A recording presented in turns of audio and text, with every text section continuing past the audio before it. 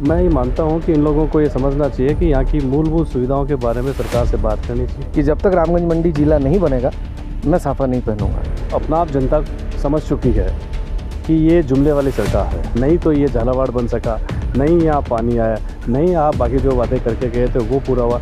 अगर जनता के विकास के लिए अगर हमें जगना भी पड़े, हमें कम भी खाना खाना पड़े, बाकी काम भी करना पड़े तो हम करेंगे और वही हम करना जा रहे हैं। स्वागत है आपका राजस्थान कवरेज में और इस समय हम हैं रामगंज मंडी विधानसभा में। रामगंज मंडी विधानसभा में कांग्रेस प्रत्याशी महेंद्र राजौरिया इस समय हमारे साथ मौजूद है। आइए उनसे बातचीत करते हैं कि वो किन मुद्दों को लेकर इस बार चुनावी समर में हैं और जनता के बीच में जा रहे हैं। सर बहुत बहुत स्वागत है सबसे पहले तो आपका। Thank you Abhishek ji. ये बताइए कि मुद्दे क्या हैं जिन्हें लेकर के आप जनता के बीच में जा रहे हैं। देखिए, मुद्दे तो विधानसभा क्षेत्र रामगंज मंडी में इतने सारे मुद्दे हैं कि उनकी अगर मैं गिनती कराना शुरू करूं तो बहुत लंबा समय लग जाएगा। पिछले 20 साल से यहाँ बीजेपी के विधायक बनते आ रहे हैं। बीजेपी के विधायकों ने यहाँ, मेरे को ऐसा लगता है कि विकास के क्षेत्र में ज़ीरो काम किया है।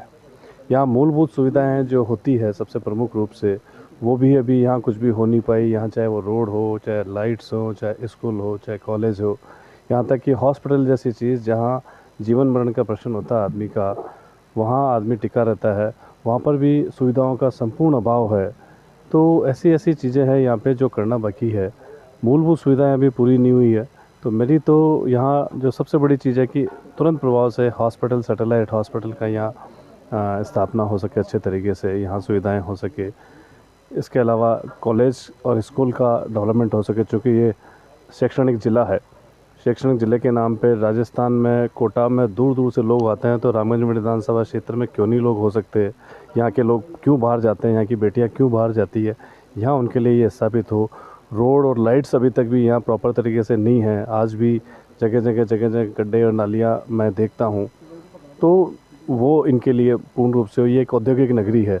यहाँ माइंस का एक बहुत बड़ा क्षेत्र है। 700 करोड़ रुपये का अप्रोक्स रेवेन्यू जाता है। तो 700 करोड़ रुपए का रेवेन्यू जाने के बावजूद भी यहाँ जिस तरीके से क्षेत्रीय विधायक उस चीज़ को कर ही नहीं पाते, तो मैं ये मानता हूँ कि इन लोगों को ये समझना चाहिए कि यहाँ की मूलभूत सुविधाओं के बारे में सरकार से बात करनी चाहिए। बात करके उसको जितनी तेज़ी से काम करा सके वो कराए।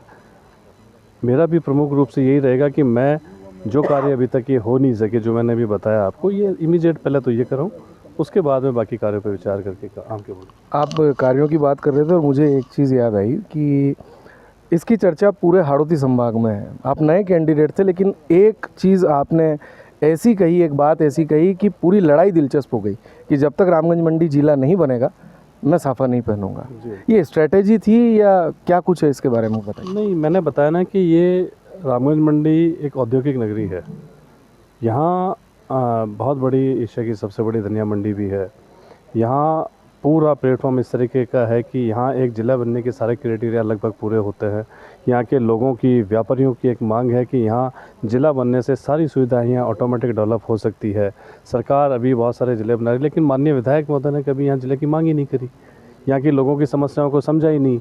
जब हम लोगों की भावनाएँ लेकर आगे बढ़ेंगे तो वो चीज़ भी होगी। जिन विधायकों ने कोशिश करी आगे बढ़े, तो उन्होंने आज अपने ज़िले में ज़िले स्थापित करवा लिए। ज़िले स्थापित करने से वहाँ कलेक्टर भी बैठ रहे हैं, एसपी भी बैठने शुरू हो गए, सारे एडमिनिस्ट्रेशन वहाँ आने शुरू हो गए, सारे बाकी फाइनेंशियल इंस्टीट्यूट वहाँ आने शुरू हो गए। जब ये सारी चीज़ें आएगी तो ज़िले का ऑटोमेटिक पूरे आपके क्षेत्र का विकास होगा। तो ये जितनी भी मूलभूत दूसरी समस्याएं हैं वो ऑटोमेटिक ज़िला बनने से दूर हो जाएगी। तो प्रथम प्रायोरिटी मेरी यही बन रही है कि मैं यहाँ की जो समस्या हैं, जैसे ही ज़िला बनेगा, ज़िला बनने के बाद में ये सारी सुविधाएँ ऑटोमेटिक कवर होगी। अच्छा, रामगंज मंडी में ये देखते आए हैं कि जब भी कोई सभा होती है तो सभा होने के बाद कोई एक मैसेज ऐसा जाता है, जैसे 2008 के चुनाव में वसुंधरा जी आई, अंतिम 2 मिनट में आकर के उन्होंने सिर्फ ये कहा कि रामगंज मंडी को मैं झालावाड़ बना दूंगी, आप चंद्रकांता को जिता दीजिए। चंद्रकांता मेघवाल जी उस समय चुनाव जीत गई। हालांकि रामगंज मंडी झालावाड़ नहीं बन पाया, वो एक अलग विषय है। शिवराज जी ने पिछले चुनाव में जब मदन दिलावर जी के समर्थन में आए कि रेवा का पानी जो है वो मैं आप तक पहुंचा दूंगा, वो मांग भी जो किसानों की थी वो भी पूरी नहीं हो पाई। और अब फिर से सुन रहे हैं कि शिवराज जी यहाँ पर आ रहे हैं। इस बारे में आप क्या कहना चाहेंगे? मैं देखो, ये तो अपना आप जनता समझ चुकी है कि ये जुमले वाली सरकार है। जिस तरीके से ये पूरे देश में करते आए हैं, वैसे आज ये इन्होंने यहाँ भी शुरू किया। 2008 हो गया, 2013 हो गया, 2018 हो गया, कंटिन्यू इन्होंने किसी न तरीके से जनता को बेवकूफ़ बनाया, जनता को उल्टे सीधे वादे किए और उसके तुरंत बाद में वादा खिलाफियाँ भी इन्होंने करी।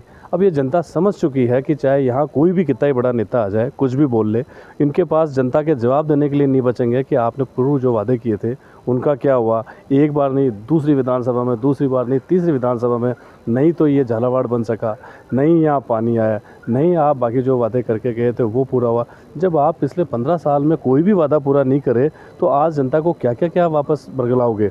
मेरे को नहीं लगता कि जनता अब इनके झांसे में आएगी, इनके बहकावे में आएगी। पूर्ण रूप से जनता समझ चुकी है और उन्होंने मानस बना लिया है कि इस बार हम परिवर्तन करेंगे और कांग्रेस के प्रत्याशी को जिताएंगे।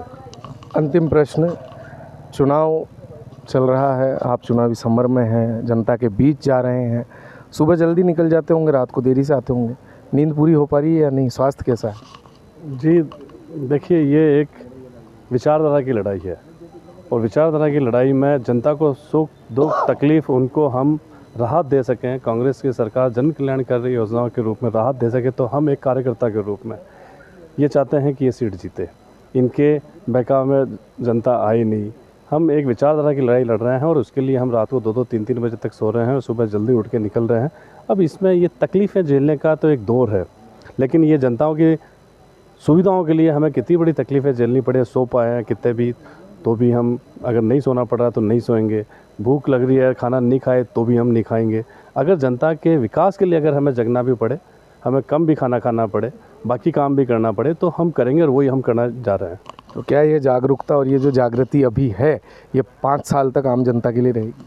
देखिए, निश्चित रूप से ये मान के चलें कि मन में एक दृढ़ इच्छा शक्ति है कि मेरे को भी एक पहली बार पार्टी ने मेरे को मौका दिया है। मेरा राजनीतिक कैरियर एक बहुत लंबा, मैं सोचता हूँ कि हो सकता है अगर मैं जनता के अच्छे कार्य किया तो मैं ये मानता हूँ कि पिछले 30 साल से मैं कांग्रेस में कार्य करता आ रहा हूँ और एक कार्यकर्ता के रूप में जो मैंने सीखा वो यही सीखा, अगर आप जनता का दिल जीते, जनता की भावनाओं के अनुरूप आपने कार्य किया तो आप बहुत लंबा जा सकते हो। तो मेरी भी ये विचारधारा है कि मैं जितना मेरी तरफ से बेस्ट टू बेस्ट अच्छा कर सकता हूँ वो मैं करूँ। तो ये थे महेंद्र राजौरिया, कांग्रेस प्रत्याशी, जिनका कहना है कि अगर जनता ने उनको मौका दिया तो ये जो जागृति अभी है ये 5 साल तक जीवंत बनी रहेगी। कैमरामैन रवि के साथ में अभिषेक तिवारी, राजस्थान कवरेज के लिए।